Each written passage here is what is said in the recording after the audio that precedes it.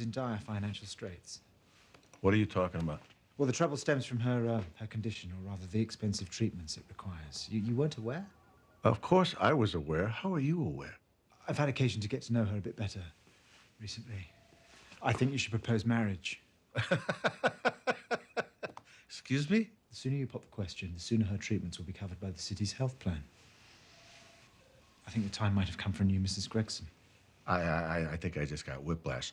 When I split with the last Mrs. Gregson, you told me to consider myself lucky. You compared marriage to poison, I think it was. Yeah. But despite the abject failure of your first nuptials, you don't have any such misgivings about the institution, do you? So it would not be a violation of your personal ethics. Oh, should I phrase it like that when I get down on my knee? I'm not making this recommendation on romantic grounds. Open enrollment ends this week, and I realize I should be the last of your acquaintances to suggest marriage, not the first, but there it is. You think you're the first, you're not. We're adults. We got a great thing going. Everyone wants me to marry her. Yeah, but, their rationale is misguided, and mine's, gaming the insurance industry is what marriage is for, right? When things first got serious, we talked about marriage, okay? She's in your camp. But she's opposed. Very. She had a bad trip the first time around. But you're not opposed. No. It's what I want.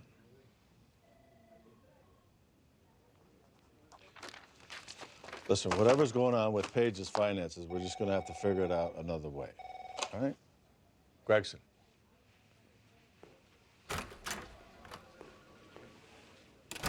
Just because this guy had hunched shoulders like me, I mean, he could be anybody who works a desk job. Sitting ruins your posture.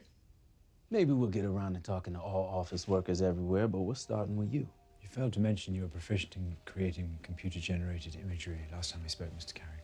I didn't think you'd come to hear about my hobbies. Look, if someone messed with the security tape, they could have made the kidnapper look like anyone. Yeah. You're a technical genius, Mr. Carrick. No one here is accusing you of creative brilliance. But this is crazy. I told you I was home when this happened. When she was taken or when Kenneth Tolan got shot? Both. Both times. I was alone because I live alone. That's not a crime. No, it's not much of an alibi either. But let's forget about that for the moment and focus on your taste in firearms. You purchased a .22 caliber revolver last month, just like the one there. Must have been around the time you hatched your plan. The day you realized Aaron was gonna make a bundle off your work and pay you peanuts. No, that's not true. We're still negotiating my compensation. Or is that what you call kidnapping his wife? Can we just stop and think about this? How stupid would I have to be to try to abduct someone who knows me without wearing a mask? She'd be able to identify me. Not if you kill him once you get what you want. It's what you do, right? Get rid of all the evidence. You disguise your voice, you burn the van. Kill the witness, bleach the cabin. You're a real thorough guy. I'll tell you what, though. Carrick hasn't cracked, has he? Not yet. Good. We don't need a false confession to explain at trial. Detective Bell, Mr. Holmes, would you step out, please? What's going on? Beth Stone just wandered into a diner down in Great Kills Park, a couple miles from that nudist resort where they had her. They? The kidnappers. She says there were two of them. Carrick doesn't fit either description, not even close. Like I said, there were two of them. Rashad. I think that was the little one, and Ali is the one who took me. They didn't use their names in front of me, but I heard them whispering in their language. I had a roommate once who was Pakistani. I think that's what they were.